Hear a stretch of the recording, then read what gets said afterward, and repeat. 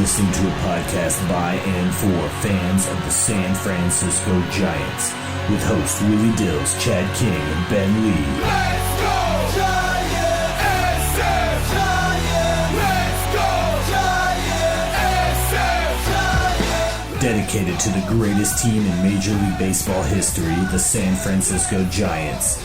This is Torture Cast.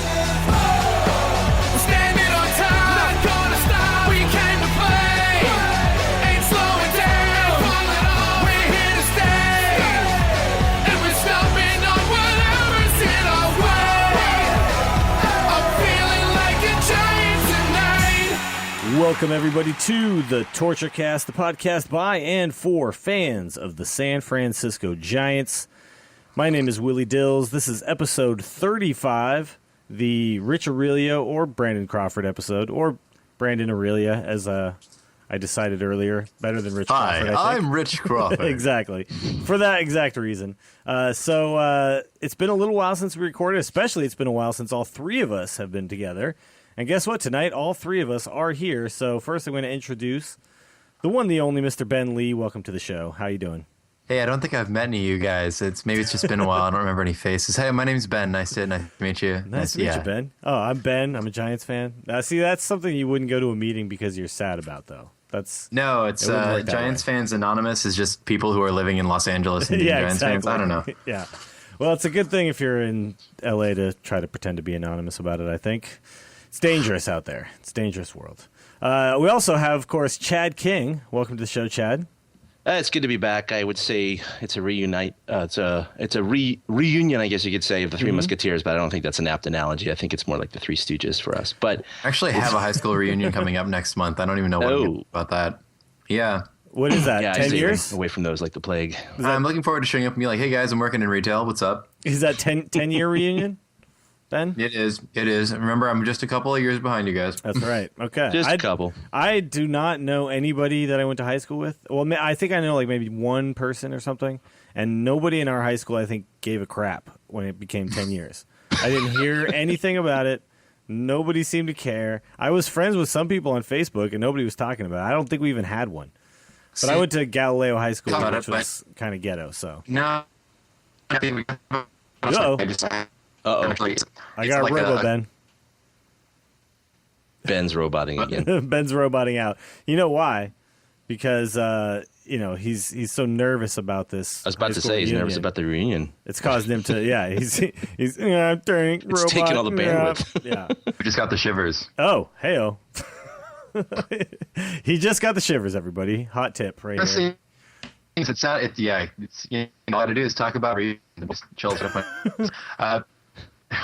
It's weird because you guys sounded exactly the same on my end. So apparently this was a one-way roboting. Yes. Usually it goes both. Yeah, so one-way robot is what just happened. But you know what? We'll see if we can get through an episode here without the internet deciding to crap all over us today. Well, I don't know if I want a robot that goes both ways, but that's another story. Well, I mean, I figured the one-way robot is a good party trick for union, Chad, so I figure I'm set. The robots are here. They're queer. Get used to it, okay? So that's right. Yeah. Let's talk about what's been going on with the Giants. The Giants have had kind of an up-and-down road since the All-Star break, and we have had an up-and-down road trying to make a recording happen, but we're here now, and we're going to talk about it. So the Giants and the Western Division. Now, it's kind of turned into a little bit of a three-horse race at this point. Obviously, the Dodgers and the Giants are very close. The Giants have actually been either tied for first or in first solo for about a month now, I'd say. And is that right? Does anybody know that? Does anybody know the actual? I think it was shortly after the All-Star break that they overtook first. So, about 3 weeks now. Okay. I'd say it feels like a year and a half, but that's beside the point. But the Dodgers have crept back in a couple times and actually had virtual ties with us several times. And actually right now, as we speak, we're in a virtual tie. And the Dodgers just won tonight. So I guess actually technically the Dodgers are a half game up. That is correct. Before this game ends. That is correct. Unfortunately, that was the huge sweep that the the Dodgers pulled on the Giants at AT&T that really swung the fences, I'd say. Yeah. Well, of course, it was the sweep that we pulled on them first that really swung the fences in the other direction. Absolutely. I So don't count that. You don't count that, huh? That was I don't want justice. to talk Look about at the good things, glass you half guys. That was justice, and this was just crap. This other Yeah. thing. See? Yeah. I mean, come on. It only goes one way. But now Yeah, here's the it goes both thing: ways. what the hell is wrong with Pittsburgh? Why can't Pittsburgh help us out a little bit right now? I mean, they're trying to win a wild card spot I'm rooting and a for division. Pittsburgh. I was rooting for Pittsburgh before they started playing Los Angeles, and then suddenly I practically was wearing the cap. I mean, it was that close. I don't get, like, I keep looking at the schedule for the last month of the season, and I see the Dodgers playing Pittsburgh some more, and I'm excited about that. But I might not be as excited anymore because they don't seem to be playing the Dodgers very strong right now. No, the and it's Dodgers are confusing 4-1 me. on this road trip, which is actually a very tough road trip for them. And Pittsburgh, in the past, they've had a couple of years where they were in contention in the last month or two, and they completely fall on their face. And I'm wondering if we're starting to see the emergence of that trajectory of falling towards the floor because they are not playing good ball right now. So. Yeah, but I don't You think... hope not. They've got a couple of really good guys in Andrew McCutcheon and Garrett Jones and AJ Burnett, but you can't build an entire team around Kevin Correa. So it's one of those things. It could go either way, and you're really hoping. Well, the thing right now is the Giants, just like all the divisional leaders, they really got to shoot for the divisional championship because that's the only way to really have a shot in the playoffs. I mean, you go into the wild card, it really is a roll of the dice. I mean, Kansas City Royals and the Houston Astros can win a one-game series against any team, New York Yankees, LA Angels, whomever. So it's not even a series at that point. I don't know why we say one-game series. It's just force of habit. It's a game. Like, you're playing one game. Kind of a misnomer, a one-game series. Well, what's the series of? 9 innings. A series of nine at-bats. innings. Yeah. There you go. Yeah. So, It's a series of unfortunate events at that point, really. But Kind the of, Giants get back in with the wild card, but I mean, they really need to shoot for the division. What's interesting is I looked it up, but the Giants coming into tonight are 63-53, 10 games above 500, tied for for first with the Dodgers until, of course, they won tonight. I looked at their record last year after 116 games, and it was exactly the same, 63-53. So they're mirroring last year, and they were a half game ahead of the Diamondbacks at the time. So virtually the same place as they were last year. But, of course, they petered out. They kind of flatlined at 23-23 the rest of the year. And Arizona was on fire, and they lost the division by 6 games, I believe, or something like that. Yeah, they really fell off, and so the Giants got to do better than that. It doesn't feel like the same team at all, though, to me. Last year definitely felt like we were teetering, we were holding on for dear life over a team that was playing pretty well and looked like they could play even better, and did end up playing better ultimately. they blew up at the end of the year, absolutely. Yeah, but the Dodgers are a good On team. us too. The Dodgers are a good team, and the Dodgers have picked up some pieces that make them a much better team than they were at the beginning of the season when they were ungodly hot. Of course, obviously, Kemp and Ethier aren't playing completely out of their minds anymore, although they still seem to be playing pretty damn good. But you had someone like Ramirez to a team, and he seems to have kind of pulled it together since coming to the Dodgers. Luckily, Victorino hasn't quite found his stride yet, but he had a couple of good games is still recently. part of the reason that they're doing having as many wins as they are right now, though. So yeah, and he's a piece that they were missing, and so they're a dangerous team. But I do feel better about this team this year than I did last year. I mean, when we added Beltran, I thought that was going to make a big difference, but the offense was so bad last year that it was kind of it had to be a one-man show, and for a little while it was. There was nothing that was going to fix that one. Exactly, and Pence was the guy I wanted last year. Actually, because of the fact that, of course, he's a little bit younger. He's got more years left on his contract. He wasn't going to be a straight-up rent-a-player. And this year, I'm really happy to have this guy. Obviously, it hasn't turned out well so far, but, he's shown flashes. He's still Hunter Pence. I just think he's going to pull it around a little bit more later on, but I do think that we're in a better position now, whether the record is the same or not.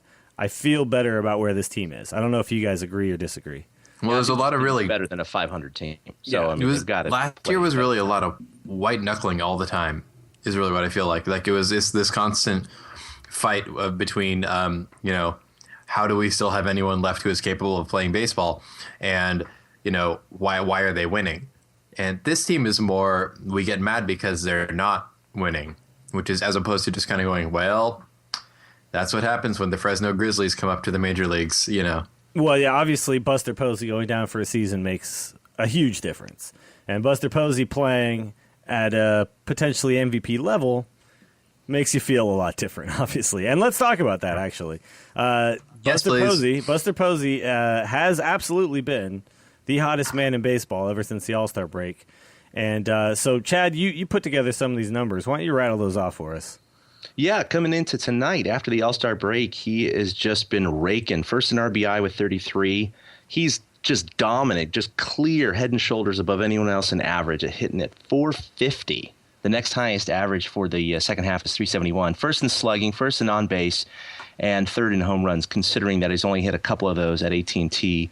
Really shows that if he was at any other park, he probably would have 11, 12, 13 home runs in the second half. So he's skyrocketed up into the league leaders in average. He's fourth, as well as in slugging and on base, and he's fifth in RBI. So, most people would say, those are great numbers, but it's not necessarily an MVP season yet. Obviously, he's on the trajectory where if he keeps up this pace, not hit 450 the rest of the second half. Yeah, he will not keep up this pace. But if he if he ends up hitting 335, 340 for the year, he has 25 bombs, 100 and 5 RBIs or whatever, I think he has a really strong case for the MVP, considering that he plays most of his games at the catcher position. You do have Andrew McCutchen, which if I had a vote, if I was a writer and had a vote right now, I would vote McCutchen as MVP and probably Buster. As of this moment, yeah. And Buster probably would come in with a second place vote for me. And in that mix would be, David Wright, Carlos Beltran, Matt Holliday, those guys who are pretty dominant in a lot of stats. But, there's something to be said about being a catcher. He obviously has to take care of the pitching staff. He's got a more arduous position, and he's kind of following the same statistical trajectory as Johnny Bench and others who have won MVPs in the past at that position. So, well, and none of these guys have to crouch for 9 innings. Exactly. Well, that's exactly right. I mean, but not only that, it takes on your body, and he's producing at the same level as these other guys who aren't, taking that toll on their legs. And he's managing one of the most dynamic, crazy throwing pitching staffs in baseball. No, so absolutely, I mean, yeah, fourth starting pitching staff in ERA in the National League, fourth place anyway. But also, none of these guys have to sit out every fifth day. These guys are playing pretty much every day. So when you consider the fact that he has to not only play catcher most of the time, he also then switches to first base, plays out of position for himself, and then also has to sit. It's putting up those numbers, fifth in RBIs with much less at-bats. Really. Oh, absolutely. His RBI per at-bat is probably at the top. Yeah, so, I mean, those are definitely all and I think the writers who vote on this stuff, they do take that stuff into consideration, and they do know that, and they know that Buster Posey has a more challenging situation than someone like David Wright, who, he plays third base, but really he's a hitter, and he's a decent third baseman, but he's in there to hit, and Beltran is in there to hit, These guys, that's what they do, that's what they come there to do. McCutchen, obviously has a lot to do with the team in the field as well, because he plays center field. But that's still not anywhere near as challenging as catching, and actually catching a really top pitching staff as well, which is, pretty crazy to think that Buster Posey is, 24? He's won a World Series Rookie of the Year, All-Star games, now potentially MVP. Yeah, it's but don't you think it's a little? Is it just coincidence, or does the release of his new app Buster Bash have anything to do with his resurgence here in the second half? Well, I was going to say I'm thinking does his resurgence in the second half have anything to do with the release of his app? I mean, let's just wait until he's a big name across the entire country, and then maybe we'll go ahead and put out this app that we've been sitting on for like 6 months. By the way, the app is a straight-up clone of another game, though. So home run. Pretty much. Yeah, I don't think. Pretty much. Honestly, I don't think he had a lot to do with this. But whatever, I still downloaded it. I totally did too. Not gonna lie, it's a free app. Yeah, so free game. Why not? Posey fans, go get Buster Bash. Go get it. He is the first major league player with his own game app. He's like the system. anti-Barry Bonds. Did he used to piss you off when you'd play, like you'd pick up like MLB baseball? And none of them would have Barry Bonds because he had his own licensing agreement. He wouldn't do it. That's so right. stupid. Which he would never give to anybody. So then they'd put in some dude named like Barry Brand or something like that. What's weird is if you look at MLB The Show and you look at who has all the various records, and for the individual record for home runs says San Francisco Giants, and that's all it says. It doesn't actually have the name listed. Just like, nope. Wow. Nope. Even in the most recent version? And he'd always be I right-handed, haven't checked too. in the latest one, but I believe so. I think he still has his own licensing agreement. That's dumb. What is Working his problem? well for him, clearly. I was going to point out, though, I was looking at Baseball Reference and the list of the rankings for wins above replacement WAR for position players. And Posey actually comes in 5th on that list. But a lot of the guys who are ahead of him are American leaguers, Robinson Cano, and, of course, Mike Trout with a ridiculous 7.7, Yeah, he's which out of no one is Well, anywhere close to him. I think Trout is MVP of MLB if they had that vote. yeah, Kinda like the NFL. You know, pretty much. But, ahead of him still as far as just, if you're going by wins above replacement, which is really not a do-all, be-all, end-all stat, but McCutchen and Wright are both at 6 and 5.7 by Baseball Reference's reckoning. Fangraphs uses a different measure, which I'm too lazy to look up right now. But Posey is actually tied with Miggy Cabrera in Detroit right now, so it's sort of each team has 3, 6, and Posey is right there alongside David Wright and Andrew McCutchen, who are having absolutely stellar seasons. So that's pretty nice as well. Yeah, it is great. And I mean, the thing is, we've talked about what if Posey moved to first base and would his numbers match up. The way he's hitting right now, absolutely they would. He would be up there regardless of the position he plays, the way he's hitting at this moment. So that puts you a notch up, I think, when you're playing a position. It's kind of like Joe Mauer when he was having those seasons, putting up the type of numbers that you would expect from any other position, first base, right field. And doing it at the catcher position. I think it puts you a notch up, and I think it's going to be recognized for sure. So let's talk about Hunter Pence. Hunter Pence is here. We haven't had a show, I think, since the trade happened. I was actually at the game the very next day when Hunter Pence showed up, and he wasn't in the lineup. The day after when he was first in the lineup, I think. Yeah, see, I was at the game when right before he came, and we won that game, and it was a great game, and we were in the public house right after the game. And I look up, and they've got on the TV Hunter Pence is in the building. And just the buzz that suddenly happened in the public house just was really cool to kind of feel how excited everybody was for this guy to have joined the team.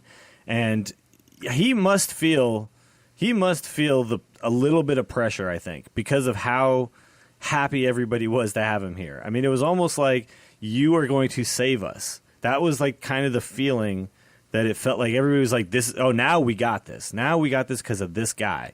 And I wonder if there's a little bit of that pressure because when he went to Philadelphia, he wasn't surrounded by an offense that was, granted, we're talking about Buster Posey hitting so well, and we've got Cabrera, and we've got a couple other guys who are hitting well. Pagan's gotten hot again.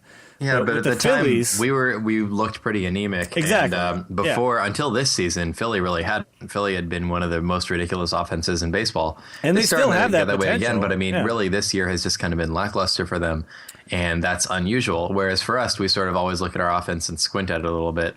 But what I'm saying is that when he came to Philly last year, there was no pressure on him to be the savior of Philadelphia. Right, not at all. It was he was a smart piece. pickup at the time. Yeah, he was an added piece filling a hole that they had.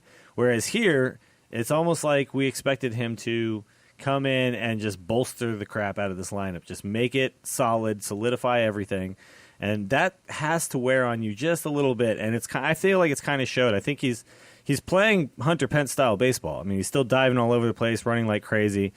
Occasionally making bad routes in the outfield. Yeah, sure, why not? But he makes up for it by just running really hard and diving. And really hard too. It's absolutely. funny. Some of these guys who really hustle, like him and Eric Burns, are so similar in their body type. Well, maybe not. Eric's not as tall, but they just look awkward in everything they do. Hitting the ball, throwing the ball, catching the ball. If you didn't know how good these guys were, just looking at their mechanics, I'd say they're pretty awful ball players by their even Bryce Harper too. Non-fluidity, I guess you could call it. But That's in a big way. Yeah, weird. I mean, I was looking at some video of his swing a little bit earlier, and when you compare, because Pence and Posey were next to each other in the lineup for so long, when you watch the two of them swing one after the other, it's like watching two different levels of baseball. Like Posey has such a clean, everything in its right place, head stays together, doesn't throw his shoulders out of whack. And Pence, on the other hand, looks like he's about to sneeze every time he swings his bat, but it works. Pence is like the anti-Will Clark swing, I swear. Yeah, it's crazy. And he chokes up, and yet he hits for power. It's unbelievable what that guy does. I almost feel, too, like maybe Pence coming here and everyone talking about Pence being so fantastic and everything. Oh, he's gonna do all this stuff for the team. I think Buster Posey went like, hey, you know what? I'm the 4-hitter, dude. I'm going to be the team leader in home runs by the time this is all said and done. And Posey went on an absolute tear. Whether or not it has anything to do with Pence, it seemed like funny to me that Pence shows up and everyone goes, oh, he's our new team leader in home runs. And then 2 days later, nope, never mind. Never mind. That was short-lived. So Posey's at 19 and Pence is at 18 now. Pence has only gotten one since he's come, but the one was a pretty big deal. So huge deal. Yeah. Let's real quick. So he's hitting 145 since coming. He has had a lot of RBIs though, considering how poorly he's been hitting the ball, which really is kind of a testament to the guys in front of him getting on base. Not really. I mean, he's gotten a couple of times where he's grounded out and gotten an RBI. I count at least 3, I think, that I can remember. Sack fly here or there. A couple of sack flies, yeah. So he's gotten a lot of RBIs without getting hits. Yeah, something like 11 RBI or so. Yeah, but if you look at his numbers, 145, you don't think that the guy's going to get 11 RBIs over a span of like 13 games or whatever. Right. But, you know, so the fact is he's not hitting well, but he does change the lineup. Whether he's hitting or not, he does change the lineup, and he brings an element of threat that we didn't have the same way before. He's another free swinger. He's a hacker, kind of like Pablo, and you put a couple of those guys back to back, and it can be kind of terrifying for guys who tend to throw mainly fastball and stay around the zone a lot. If they're not good at elevating it, you just kind of look at those guys and you're like, they're going to put wood on something. Yeah. And I don't know what's going to happen after that. Exactly. It changes the way the pitcher will throw to a guy like Posey. And we've got a hello from Aaron Sweeney, our periodic Willie substitute, who still, by the way, thinks that you don't exist and were created by Chad and I because she's still never actually met you or been on a podcast with you. I'm actually a floating head, and you guys just bring me in every now and then. That's right. Yeah, so it's like Max Headroom. Now, after hitting, by the way, big shout out to Aaron Sweeney, and thanks for filling in. And I'm sure we'll be hearing from her again at some point very soon. But just after him being here for a little while, are you still feeling excitement over Pence? I mean, Ben, what do you think? Are you still feeling like this was the right move to make? And what we gave up was still, that's fine that we gave up Joseph, and that's fine that we gave up a couple other little pieces to get him.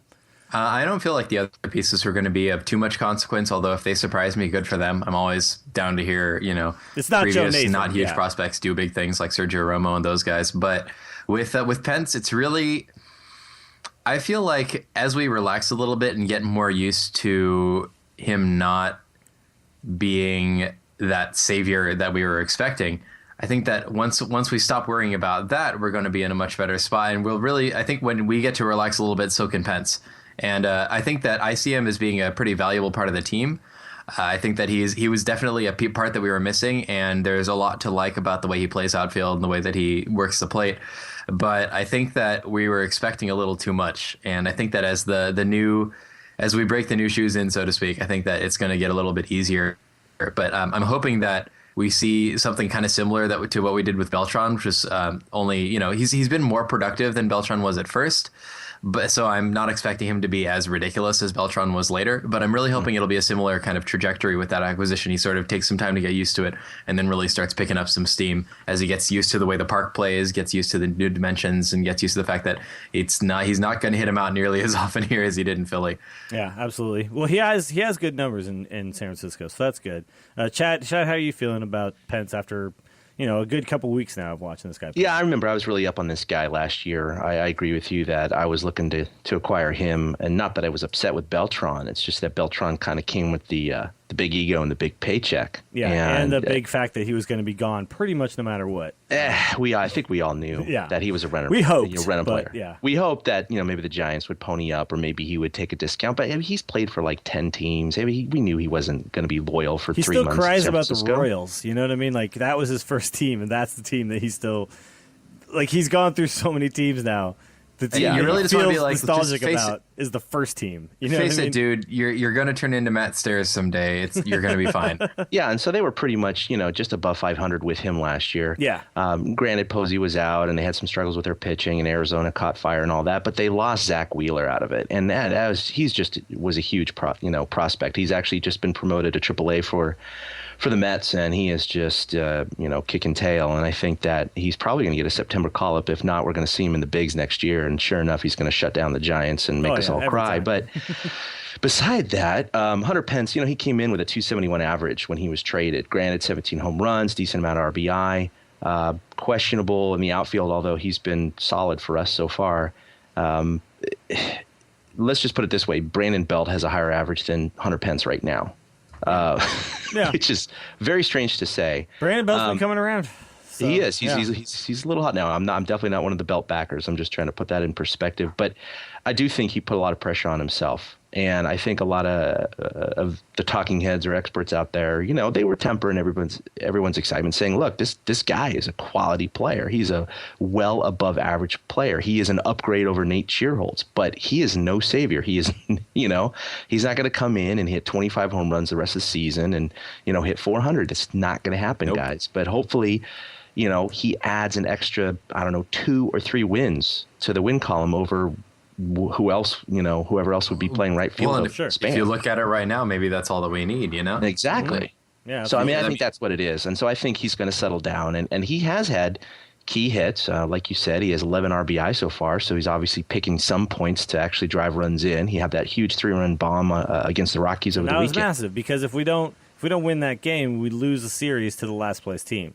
And that's just like a kick in the nuts right there. I mean, yesterday's game was also kind of a kick in the nuts. But the fewer of those that we can manage, the better in a position we are. That was a legit have one or two. Did I mention I was at that game, by the way? Oh, good for you. Did you stick around or what? I did. I stayed all the way until the end. I don't know how I did that. Why? I couldn't even watch it. Oh, I know. It was great. I started yelling really sarcastic things at the end. They went out to make a mound visit, like a mound visit with Gio Gonzalez, and I'm sitting back there just yelling, what do you think he's going to do? Blow a 12-run lead? Here's what they said. Here's what the coach says. He goes up and he goes, hey, Gio, don't give up the 12-run homer, okay? Can you manage that? And they go, yeah, sure, I got that. And there you go. They were warming up. Gorzolani, Gonzalez Gio was starting to get kind of tired. But he gave the home run to Crawford. You walk up and he goes, look, we're just going to take you out after this. Just throw him whatever. It doesn't really matter. That's cool. That was a ridiculous game. But you know what? We thumped the Cardinals in a very similar manner, actually even worse. So it happens to every team, and that's the World Series defending champion. So it happens to every team, and if it's going to happen, thank God it wasn't a last-place team. At least it was a first-place team that we know is good, right? Best team in the majors right now. Yeah, and one thing, though, that really sucked about that was that it broke Vogelsong's streak. Yep. And also knocked him way down the ERA list. I mean, way down. He's like 270 something now. Yeah, 2.7. Oh yeah, that one was bad, and it was a shame because some of those things seemed like they could have gone either way. Being maybe it's an error, maybe it's not, because those were hit so fast that the ball that Scudero flipped and the ball that Terrio kicked. They weren't really errors, but man, I really wish they had been. Those were hits. I mean, those were hits, and agreed. You don't honestly we have enough errors as a team. Let's not just try to give ourselves. There is that, and let's not cheat the guys on the Nationals who are honestly having really good seasons. Yeah, but dang it. Absolutely. They killed him. I'm upset. They killed him with just seeds last night. Last night it was. Yeah, it was just a baseball's a game of inches. That's what happens. Those balls are hit a few feet to the left or right, and it's a 1-2-3 inning. So that's true. That's very true. It happens. Let's move on. Let's talk about Tim Lincecum since the All-Star break. So he's definitely improved. I actually was at the game. We lost 3-0 to the Rockies. And that was a depressing game, not because of Lincecum, but because the offense looked like they were just never going to score from maybe the third inning on. I mean, I just felt like, wow, we have nothing going tonight. And Timmy actually, he battled. It wasn't like he pitched bad. He didn't pitch good, but he battled out there. And he's been doing that lately. He's had a couple of games where he's looked pretty solid, but he's also had a couple of games now where he's really had to battle to get through the game. And giving up 3 over 7. If you said to me that he was going to go 3 over 7 2 months ago, I would have been like, oh my God, thank you, Lord. Just do that a couple more times. Maybe you'll get back on track. Yeah. But right now, he's actually starting to come around just a little bit. Under 3 ERA since the All-Star break. His strikeouts are back up a little bit. And it's starting to feel like he's got something figured out. He's still not quite there yet, and he still has to battle himself. But, Chad, you bring up a good point. Is the sample size large enough? Can we feel Can we feel better? Do we still need to feel like this is really teetering on the edge, and at any moment we could get 6-run first innings from this guy again? Yeah, I mean, he's got a 2.72 ERA and about still averaging a K per inning. But, of course, you got to temper that with the fact that he was still averaging about a K per inning for the first half because he would still strike out guys. He would just sandwich it, those strikeouts between 4 consecutive hits. That was the issue. And several walks, yeah. And several walks, exactly. Yeah, right. His whip was like just through the roof. A few lots. Yeah. Just a few walks. But, I mean, it's definitely not a switch that he's turned on. But I think he's starting to figure it out. I don't know that it ever really was, though, because we would see strikeout stuff from him come and go. It was like old Lincecum was still there, but he was getting less velocity, and he wasn't like the movement on his pitches wasn't the same. It was either too much or too little, and that's starting to straighten itself out a little bit. He's getting still a pretty good number of strikeouts, more even, but he's learning to pitch without the zip on his fastball that he used to have in a sense. I had that blog post about a month or two ago where I looked at the number of runs he had given up per inning, basically, and looked at how it was grouped or clustered, because he always seemed to give up the big inning, right? And sure enough, it was 75 or 78% of the runs had all scored in an inning in which he had allowed 3 or more runs. Mm-hmm. My question, though, would be how the walks match up to that, and that would really be what I would have been. So, yeah, absolutely. But he gets a few guys on, and mentally, I'm not saying I'm inside his head. It just seemed like he wasn't executing the pitches he needed to when he got into pressure situations. And it would just, the house of cards just came crumbling down, and suddenly 3, 4, 5 runs would score. And so far in the second half, he has actually gotten into a couple of jams, and he's been able to get out of them. So I think that's been the difference so far. Yeah, no, I agree with that. I don't know why you're not actually inside his head. I think you can be our Total R special correspondent on the scene there, Chad. I mean, you're missing an opportunity. Coming live from Lincecum's noggin here. I'm trying to get through the hair. Like, it's a total mess. He's been smoking weed all day, and he doesn't know what to do now that runners are on second and third. The only thing I figured out is that he really never liked school. Here's the thing. I feel like Lincecum may have hurt himself later in his career by being so dominant early on and never learning some of the fundamentals. I don't know if people ever taught him holding runners on. I don't know if people spent a lot of time with him on his stretch. I don't know if these were big deals to him as a 19-year-old.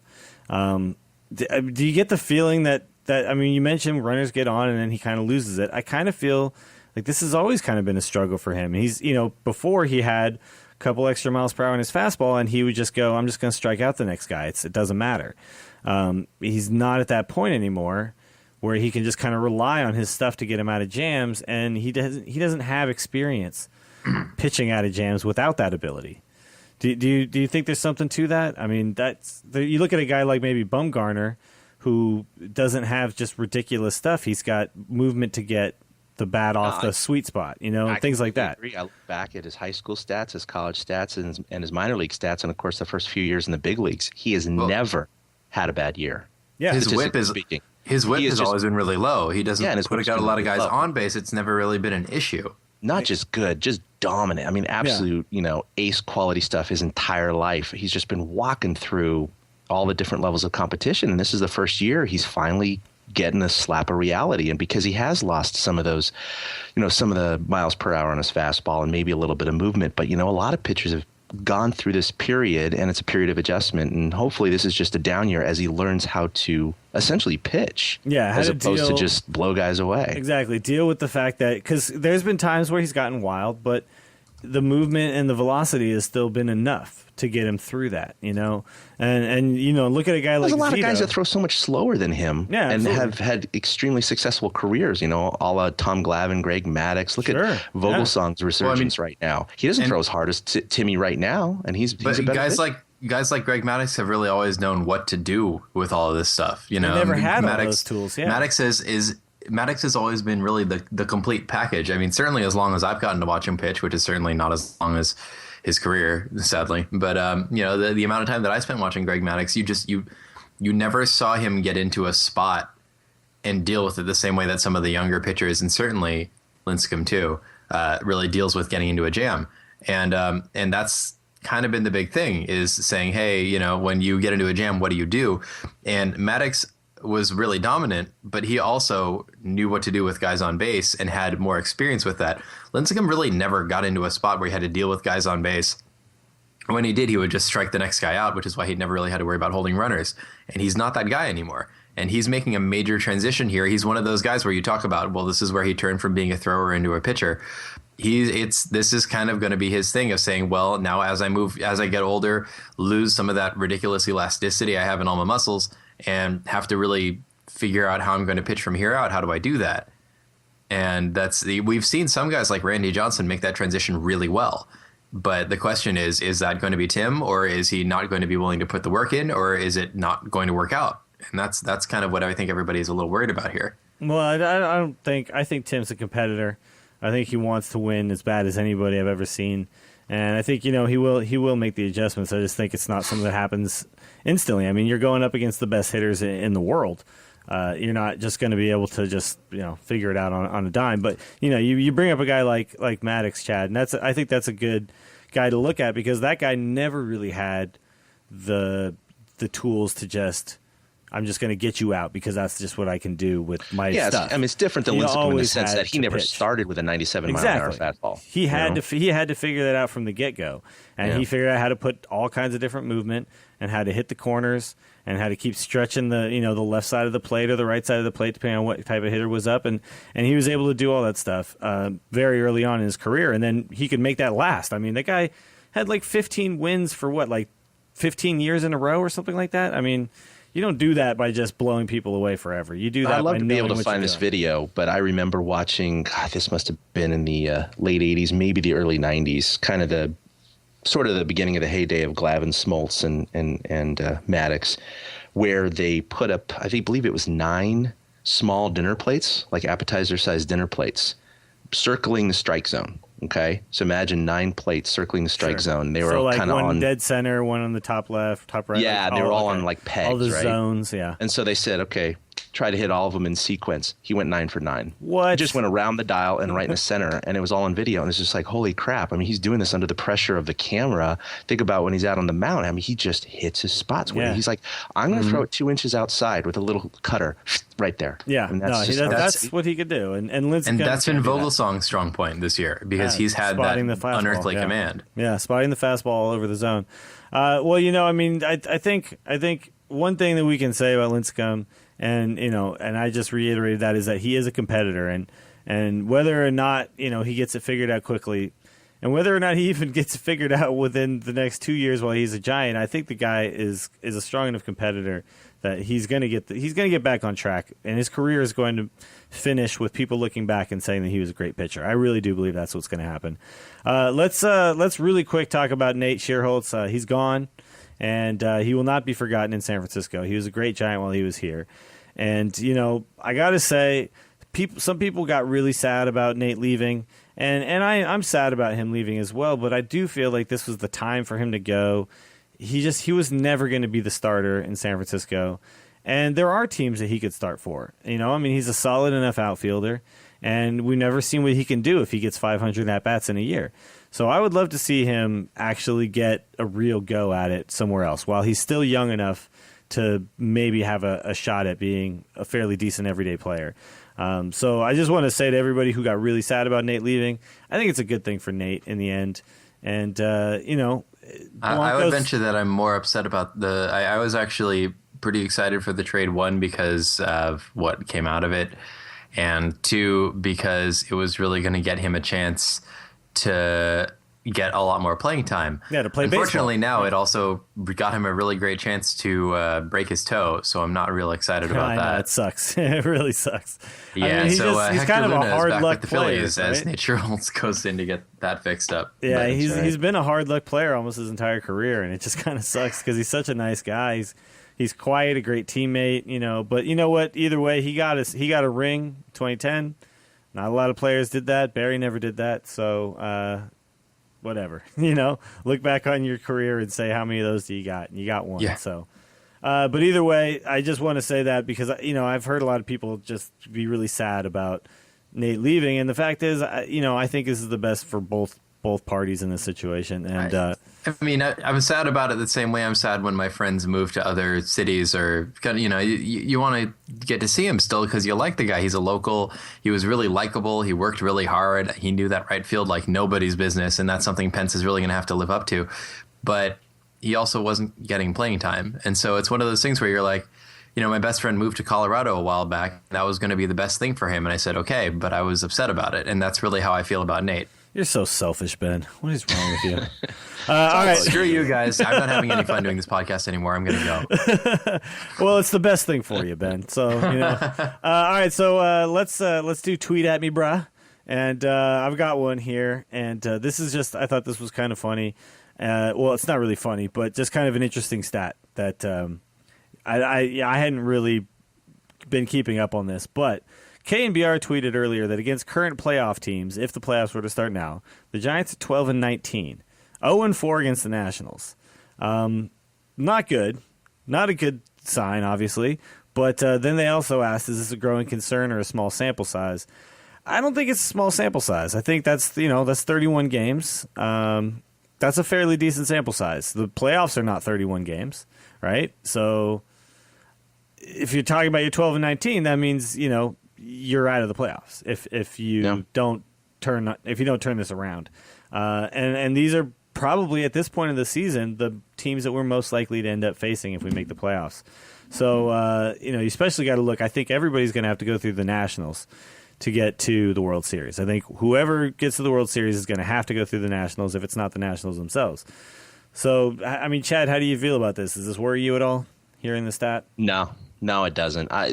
The reality is because they haven't, made the playoffs yet. So you look at the rest of the schedule, and they've got a very soft schedule compared to the Dodgers. They have no excuse to not make the playoffs. Here you are, neck and neck with the Dodgers the rest of the season. The Giants clearly have the advantage in the schedule, and they've been obviously eating up those games. That's where they're getting their wins from, are those sub 500 teams. So there's no reason at all, at least on paper, the Giants should not win the West. I mean, honestly, if they don't, it's a moot point. So, hey, kill the teams that are under 500. Let's see how they do in the playoffs. So it doesn't worry me at all. I just don't want to get backdoored into the wild card situation. But so your argument is basically that you don't need to worry about this stuff until you're actually there.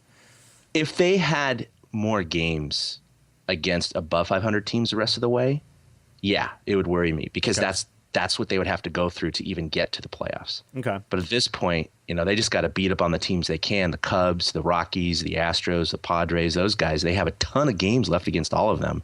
Mm-hmm. They just got to beat them up just to get into the playoffs. And then I'm going to go ahead and worry about it. All right. Not trying to do the old cliche, we're just going to take it one game at a time, but we got to get there first after Well, no, that's exactly what I'm saying. We're going to take it all the left games a sour taste in my mouth. I think everybody expected the Giants to just roll into the playoffs and go back to the World Series, and it didn't happen. Yeah. So absolutely. I think we got to just get back in the damn playoffs. Yeah, just get to the playoffs, and then everything's different once you get there. Anyway, I mean, the rotations change and the pressure changes, and there's so many. Same thing, if you would call them number one seeded teams, like this year might be the Nationals or whatever, that get eliminated in the first round. So yeah, absolutely. Yeah, I'm not too worried about it. Ben, what do you think about that? Do you think you agree with Chad, or do you think that this is something to be concerned with?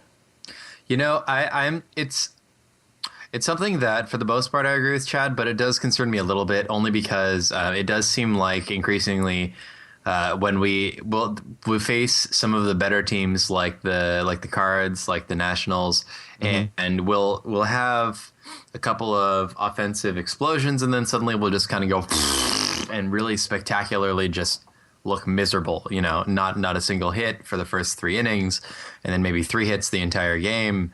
And one of them's like a ground rule double or something. And, I feel like I've seen enough from this team to know that we are both unpredictable and sometimes very frustrating. And I'm just really hoping that we pull what we did in 2010 and suddenly turn up in the playoffs, as opposed to pulling what I kind of feel like we did towards the end of 2011 and like suddenly reverting to this like confused set of small ducklings without mother. And what I'm really hoping, obviously, is that the acquisitions that we've gotten and the consistency the team is starting to put together and its at-bats really carries through all the way to the end of the season. But I was at yesterday's game. And so that's really my biggest issue here. Is I saw that, and now I saw that against a fellow competitive playoff-bound team, potentially. But you and also saw us beat the Cardinals 15-0 too, right? You and I did see that, cannot too. believe we cannot talk about tonight's game. Damn it, Willie. Don't talk about it. Do not talk about it. I'm going to make you like cover up your headphones at the end so that Chad and I can just do like a 3-minute segment or something. I'll just get the hell out of here. You guys can do whatever the hell you want to talk about tonight's game. But no, I mean, yeah, you're right. We have had games like last night, and we've also had games where we just destroy. I mean, the Cardinals, we played, 2-2 in a 4-game series, and that is one of the better teams in the National League, and we were able to do it. So, I do think that I do think that this team can compete with anybody. So, I think you guys are both right on the money a little bit, but I also think when it does come time for the playoffs, I think what really matters is the team that gets hot at the right time. And so you talk about the rest of the season all you want. It's who's hot right then, and that's what's going to matter. So if we can get hot right at the end of the season, carry that into the playoffs, it's not going to be a 12-19 against these teams. No, and 12-19, I'm not saying it discredits the record or anything like that, but they were swept by the Dodgers, so that's 3 losses right there, and then 4 losses in a row to the Nationals as far as their sweep in DC and the one last night. So if you take away, I'm not saying you can take away those 7 games. I'm just saying those 7 games were kind of when the Dodgers and Nats were hot and when the Giants kind of were hitting some bumps in the road. Yeah, and exactly. We had 12-12 before those games. They had injuries when we swept them. We had injuries when they swept us. It's kind of like it's the regular season. You're not going all out. You know what I mean? Yeah. You realize it's 162 games, so sometimes the series just ends up working out that way. Let's talk about armchair. Let's do an armchair manager segment here, okay? This is, of course, a new segment we're doing where we second guess Bruce Bochy. So maybe sometimes we won't. Maybe sometimes we'll agree with him. But I'm just curious to know what you guys think about this. I'll just go ahead and give my opinion of it first. Now Pablo is back. Basically, the lineup tonight was Pablo in the 5-hole and moved Pence down to the 6-hole. Scutero replacing Terrio at second rather than replacing Brandon Crawford at shortstop. And, I've heard people say this is probably going to be close to what we're going to see day in and day out. And I'm gonna say right now, I kind of disagree with this lineup. I do agree with putting Pence in the 6th hole for right now because I do feel that it might take a little bit of pressure off him and say, look, you were the 5 hitter when you came here because you were the best 5 hitter when you came here. Now you can go back to 6 because we got this guy Pablo Sandoval who's actually pretty damn good, and he's going to hit in front of you, and you're just kind of you're a 6 hitter. If we get something out of you, it's like awesome. It's great. It's a bonus. It's not like you have to carry the team from there. But I do believe that going forward, as far as the rest of the season, I would much rather see Pence bat 5 and Pablo batting 6th. And the reason for that is I think that Pence can exploit pitchers a little bit better than Pablo can, especially if a pitcher is going to give him better pitches to hit, whereas Pablo kind of doesn't really matter. Pablo doesn't really matter where you throw him, honestly. The guy's just going to hit whatever they throw up there. And obviously we like him better when he stays in the zone, but we know his abilities are a little bit different. They're a little bit out of the norm. And, honestly, you could kind of check that guy 3, 4, 5, 6. It doesn't really matter. He's just going to kind of do what he does. And I think Pence benefits more than Pablo does from hitting in front of a guy who's more quality. Now, the other thing... You think that you like Pence's situational hitting a lot better because Pablo just tends to have a hack approach and doesn't really matter when he swings. I just think that if you look at the benefit for each guy, the benefit is larger for Pence to be in front of a better hitter. I think bigger than what you get with Pablo. I think Pablo does what Pablo does regardless of what's behind him. That's fair. But here's the other thing I disagree with. I disagree with taking Terrio out of the lineup instead of Crawford. I think that Scutero should be our shortstop. Now, I like Crawford. I like Crawford a lot, but let's talk about what Terrio does with the bat compared to what Crawford does with the bat, and is Scutero that much of a downgrade defensively than Crawford? I don't think he is. I think he's actually fairly good over there. And, when you look at a guy hitting 270, 280 as compared to a guy hitting 230, and then you take out the other, basically Terrio and Scutero are kind of hitting the same. Scutero's maybe got a little more pop, and Terrio's got a little more speed, but, it's like you're not really upgrading. by replacing Terrio. So I disagree with that too, and I would like to see Terrio stay in the lineup and have Scudero hit 7th and move some people around at the end. Now, one thing that I do really like though is that having Pablo back and having Pence instead of Blanco means that we've got Pagan back at the leadoff spot, which is where he really belongs. And I think that's one thing that's actually helped our offense quite a bit because Pagan batting 6-7, that's just not where he should be, and he's not an RBI guy, and he's doing much better. So anyway, that's my armchair manager. I know I kind of went off on that one a little bit, but Chad, I'd love to hear your thoughts on that stuff. Now that Pablo's back, what do you think about how Bochy's handled this? Yeah, Scudero, I mean, definitely is a better offensive threat than Crawford. I think we all know that. A little bit less pop, perhaps, but we're talking a difference of a couple home runs a year, nothing major. I can't say he's a defensive liability at shortstop. He's a solid shortstop. But I think after Crawford kind of ironed out his defensive kinks in the beginning of the season, and I don't know if it was because he was just basically given the mantle of shortstop because there was no one else, and he felt a lot of pressure to live up to it because the only reason he was getting it was because of his defense. And he did have some stumbles, but to be honest, the last 3 or 4 months, I mean, he has been solid and slick at shortstop. And I wonder how much of a trade-off it would be to have Scudero in the shortstop position more often than Crawford in terms of what are you going to save in terms of defensive plays and runs given up as opposed to a couple extra hits over a week. Mm-hmm. So, I have not too much of a problem right now with Crawford playing it short. He's been hitting a little bit better of late. He's up to 243 now, but Scudero's at 280. I just think it's funny though when you think about it at the beginning of the season when we were talking with the Giants pod guys about who is going to be playing second base 220, this 230. Year. I'll be okay with Crawford hitting 230. We're talking about Mike Fontenot and Manny Burris. Oh, and here we are right? with Scudero and Terrio. Who would have thunk that, Well, it's funny how the season just completely changes with a couple acquisitions, trades, waivers, whatever. Well, at this point, you're not going to take Terrio out for any of those guys. The way Terrio's been playing. So, Terrio's come on ever since he got back from that injury.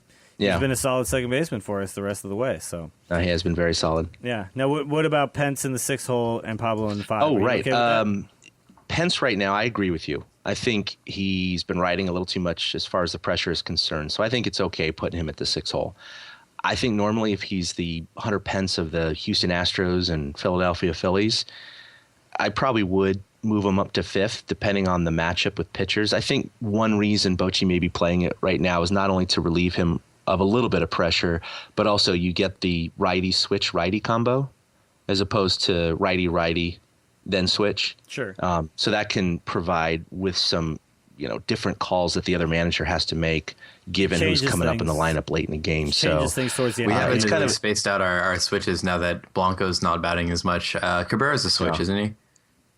Cabrera is, yeah. So it's so you've still got Pagan, Cabrera, and Sandoval as switch hitters in the lineup, but we're still starting to cram all of our righties into sort of the middle mix there. Yeah, and so that's why I think that could be another reason that Sandoval might often be in that 5 hole is because of the righty switch kind of combo going through the lineup. But Pence, when he's himself, he's kind of a low average, definitely lower than Sandoval, but still a bit of a free swinger, not the same way that Pablo is. Like he doesn't have that Vlad Guerrero play golf with the thing sort of ability to hit the same way, but he'll hack. And this is a good problem to have. That's only taking a couple of walks. So it is a good problem to have. You're definitely right about that. Ben, it's better than the problem we had at the beginning of the season. That's for sure. Where do you put Pence and Pablo? Do you go Pablo 5, Pence 6, or do you switch it up?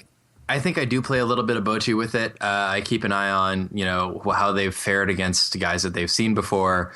If Pence has ownage on a guy and Pablo maybe not as much, and I know that the guy's got a lot of movement and that Pablo is maybe not going to make as good, great contact the way he swings, maybe I'm going to drop him a little lower. It's a tough thing because the two of them, even though they're both free swingers and they both hack, I still feel like they're different hitters. Even just from the sort of the energy they have, Pence is very focused.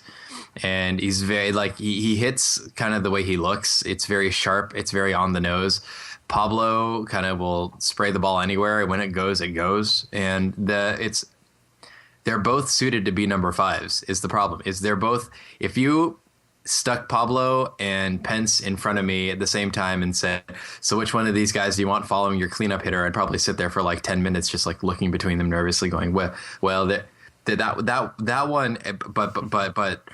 No, you're definitely right. I mean, they both are well suited to the 5-hole. So it's an interesting dilemma when you have two hitters that, it's like, imagine if you had, imagine when the Giants had like a guy like I can't remember, it was like Robbie Thompson and somebody else they had at the same time who were both like perfect for the 2-hole. Now I'm just like spacing out on this. This is going to piss me off. I have to look this up. But it was one of those things where it just ended up being that he bats 2, and then this guy bats 7. Oh, so you had Brett Butler 1, Thompson 2, Clark 3, Mitchell 4, Matt Williams 5, and then there was another dude. But make me sad about missing that lineup. I mean, no, that was a fantastic lineup right there. But but it is true when you have two guys who are perfect for a spot in the lineup. What do you do? But one thing I just want to really quickly bring back the Terrio or Crawford getting replaced by Scudero. Yeah. Just imagine, if you will, that you're right now Crawford is the 8 hitter, right? If you keep Crawford in, when you take Crawford out of the lineup, your 8 hitter is who? Brandon Belt. That's pretty good. You know what I mean? Or Terrio. That's pretty good. Like who bats 8 in that? And when you're thinking about who's batting 8. And it's a guy with who's not hitting 230, who's hitting 260, 270. Suddenly, that looks pretty damn good when you look at a lineup sheet. So, and I almost think like I love like a second leadoff hitter in the 8-hole. I really think that's fantastic if you can do that. A guy with good on base percentage, batting. Like this is why Brandon Belt's actually a pretty solid 8 hitter. Good on base percentage, where then the pitcher can bunt him over, and then you turn the lineup over. Or Terrio batting 8 would be okay too, but we know, Terrio would end up batting second. But you know what I'm saying? Like these are the types of things that kind of move, that changes the end of the lineup quite a bit, and suddenly your end of your lineup is not just dead space. Whereas right now you get past Hunter Pence, or at least before Pablo came back, you get past Hunter Pence. It's like, all right, so about an inning before those guys come back up, and you're just kind of moving on. So. It dynamically changes everything when you start thinking about moving these pieces around, and the Giants. That's a place we have not been in a long time. For a very long time now, we've been dead 6 through 9, and this is a totally different lineup now that Pablo's back. Let's hope he doesn't have an extra hamate bone we didn't know about. All right, it'll be his foot one next. Breaking news: Pablo Sandoval breaks a hamate bone in his knee. Yeah, we didn't even know there was hamate bones there.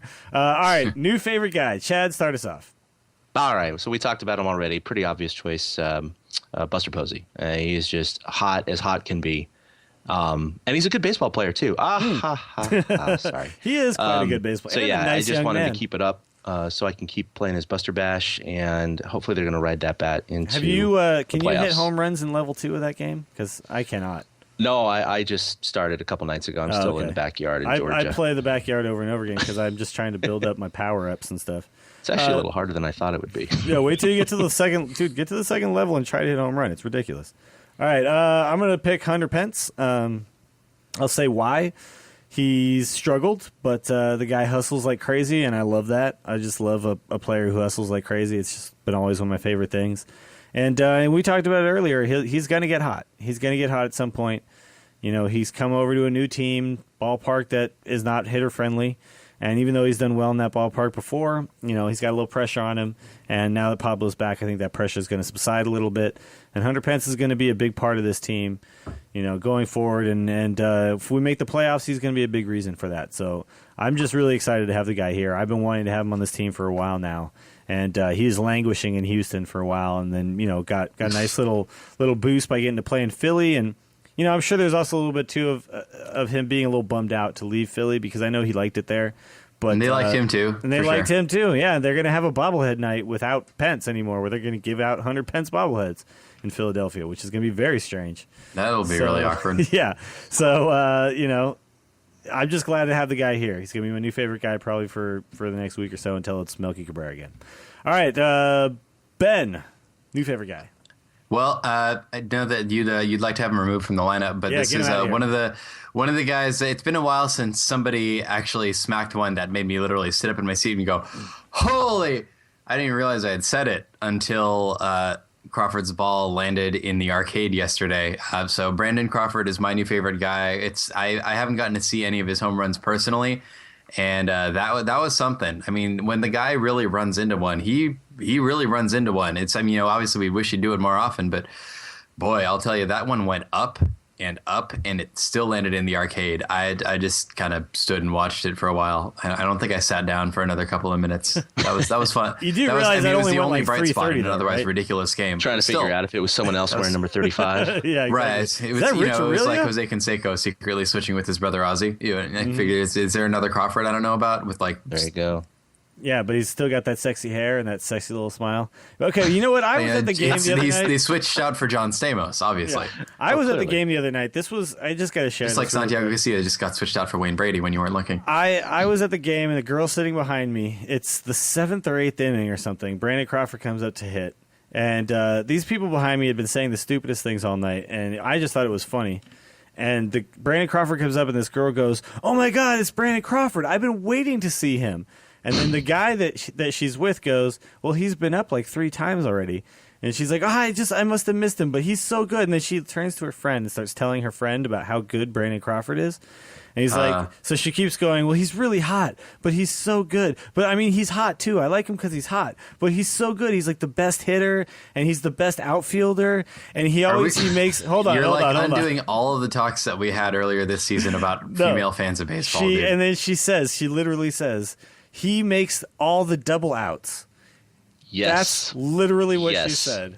It was amazing. It was the I best like thing that. I'd ever heard in my life. And I was He just sitting scores home runs. He scores so many points, you guys. He scores Really the sad that most so many points. of my friends who are women listen to this podcast right now because No, look, they're all I'm going not to be saying- really upset about this. I'm sitting and there not with my because of us. girlfriend. I'm sitting there with my girlfriend who knows exactly what the hell's going on, and she's laughing too. It was just, this is what happens. We sell at every game because people like this are here, and True. whatever. And I just thought it was funny. I'm not going to hate on this person for coming to the game, but it was just amazing to listen to her talk so excitedly about Brandon Crawford and get everything wrong over and over and over again. It was great. Fantastic. It was great. All right, let's hate on some people. I mean, she said he was hot. She was right about that. Yeah, she's hot, but So- also he's the best outfielder. She All right, so He's amazing at scoring goals. yeah. All right, I'm going to hate on Shane Victorino. Yes, thank you. Yeah. Sorry. Now, here's the Sorry. thing: if you thought you hated him when he was in Philly, you're going to hate him now that he's in LA. Oh my God, this guy sucks. I hate this guy so much.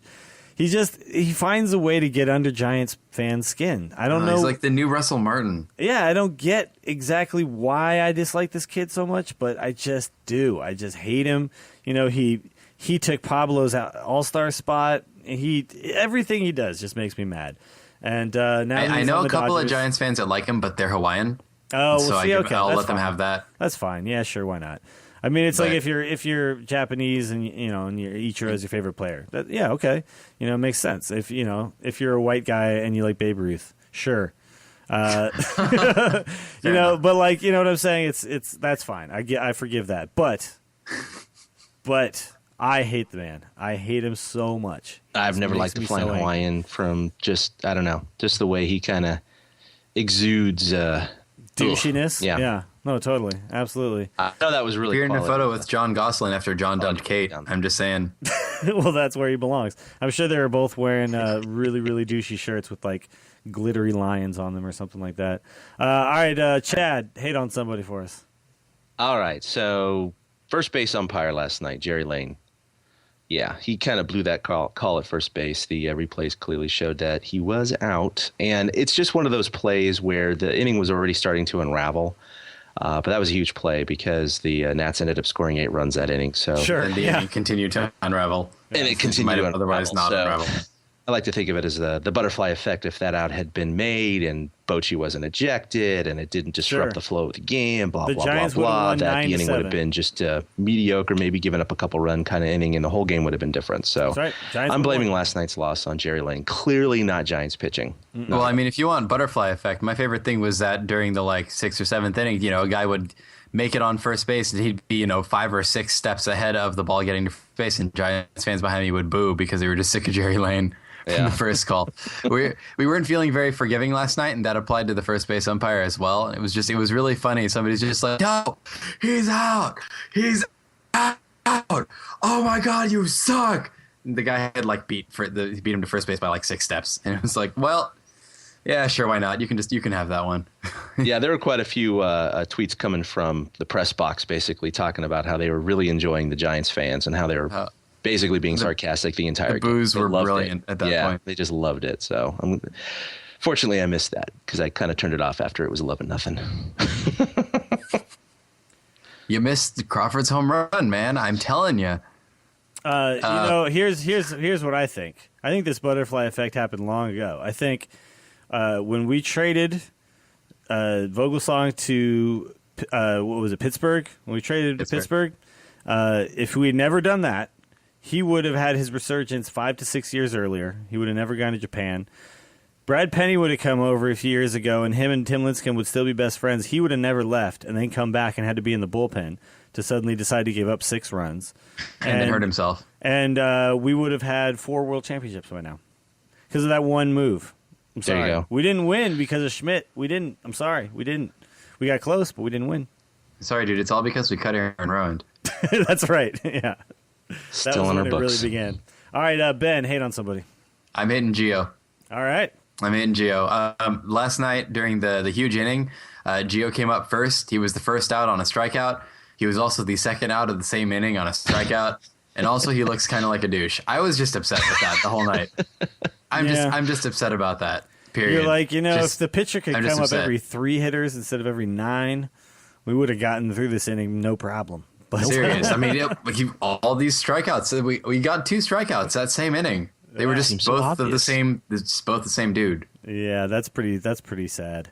That was pretty depressing. And he struck out both times. I really wanted to figure out if that was one of the first times that's happened. Didn't Jose Guillen did something like that 2 years ago? He was came up twice in the same inning and did something really stupid. And I just wish I remembered what it was. Probably got hit. Steroids. That's it. All right, so let's talk about why we will win it all. I'm going to say we're going to win it all because Panda's back, and this is not the worst offense in the National League anymore. Not historically bad like last year. And actually, we're not even near the bottom, I would say, with this lineup. I'd say we're somewhere around the middle of the pack, even if a little bit higher than that. And that's all we need because our pitching is, regardless of 14 run outbursts by the Nationals, our pitching is still one of the best in the big leagues.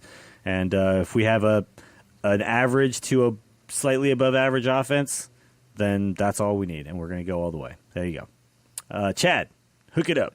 Let's talk about Good call, by the way. I was just looking at their averages tonight.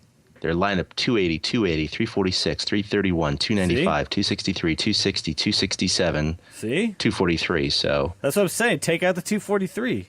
yeah, that's much better than the last couple of years. So Yeah, we would very have good killed call. for 243 last year. I mean, I come know, on. right? We're like, that guy's hitting No 3, kidding. dude. That guy's the cleanup. why we will win it all. Belt, Brandon Belt. He's going to become the Messiah. All those Belt fans believe he is. Oh. So I think just as the Belt fandom is starting to wane, I think he senses it, and that's it. He's coming up now. He's coming back. It's going to be the last month or two, and he's just going to go on a tear. He's gonna try to emulate Buster Posey. He's playing Buster Bash, and he's definitely going to put the team on his shoulders. He's totally hitting home runs in that second level. I'm sure that's he's able Brandon to pull Belt it right off, there. yeah. That's what he's doing in the on-deck circle. He's just flicking his thumb there. So, yeah, Brandon Belt's the key. For All sure. right. Ben? So you guys, of course, both remember Mike, our former chair and still a good friend of the podcast. Absolutely. During the 2010 season, he and I would just pass by each other while we were on the floor at work. And one or the other of us would just have a reason, usually pulling out our phone, to be able to say, Posey. And I got to go with Gerald Buster Posey is going to be the reason that we will win it all, because he is possibly literally on fire, in which case someone in the clubhouse should put him out. But he's the hottest hitter in baseball and the hottest hitter on the Giants by a long shot. And I think if he keeps this up even remotely close to where he's at now, we are going to be able to ride that all the way. All right. I dig it. I'm going to say goodbye to everybody. We are all going to say goodbye to everybody, and thank you for listening to episode 35. I ain't saying goodbye to... All right, bye. So you're going to have to do it, Ben. I'm sorry. I'm going to turn off this recording, and you're just going to have no choice. Either that or you're just going to be a jerk who just turns around and says nothing as he leaves. You don't want to be that. But like TV. This is episode 35 of the Torture Cast. Thank you guys for listening. We're glad to be back, and we've switched to a new night, which hopefully means that we won't have such long spaces in between episodes because we were having some trouble putting our schedules together, but we think we might have figured out a way around that, and so hopefully we'll be coming at you more regularly as the Giants make their push to the National League West Championship and beyond. So, again, if you want to follow us on Twitter, you can follow each of us individually. There's Chad at ChadK21, Ben is at Fred Duck, and I am at Willie Dills. You can also follow at TortureCast as well. You can like us on Facebook. You can check out the blog, torturecast.com. I would love it if you left reviews on iTunes, 5 stars only, please. I know you guys don't like it when I ask for that, but that's what I'm going to do anyway. And also, you can donate to the show if you want to. We actually have a little button there. If you feel like you like what you hear and you want to help us out, we don't have a lot of costs, but we have a little bit. So just donate a little bit.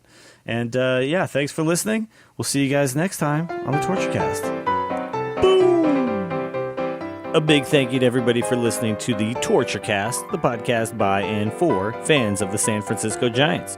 Follow us on Twitter at TortureCast. You can also like us on Facebook or check out our blog at torturecast.com. I also want to say thank you to Ashcon and Bailey for letting us use their song Feeling Like a Giant for our intro. For Ben Lee and Chad King, my name is Willie Dills saying, we'll see you next time.